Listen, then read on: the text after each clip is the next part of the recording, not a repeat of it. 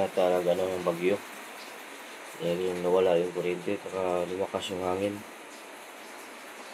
So, kaya nagsindi na ako ng kandila ngayon. So, wag alas 5.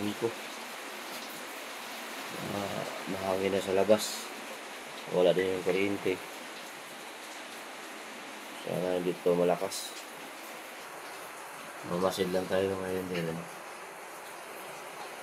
Kasi nag-umpisa na yung hangin. Wala na yung kuryente. Wala lang kandila yung natin. Yung ilaw.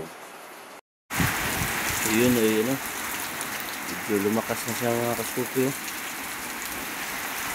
So di lang tayo lalabas dahil baka may lumipad na yero. So dito lang tayo sa loob. Yun So maliwanag na din. 5:30 na pala. So yung motor natin dito lang nakaparking sa labas. Sana hindi siya maliparan ng yero. So yan mga kaskupi ngayong umaga.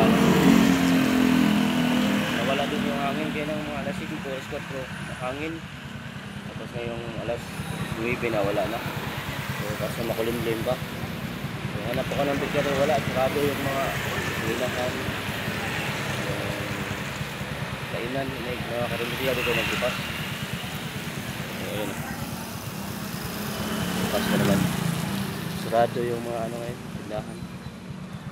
So ayun. Hanap ako ng tinapay, wala. Yung mga kasupi ngayon, walang ngayon, walang biyahe. Yung wala kami nakita mga jeep, mga motor lang. Tapos yung mga tao naglalakad. So yun, nagkabali din yung mga sanga. Oh. Ayun, bali-bali yung mga sanga. Yung madaling araw lang naman humangin, medyo malakas din. Tapos ngayon wala na. Sarado.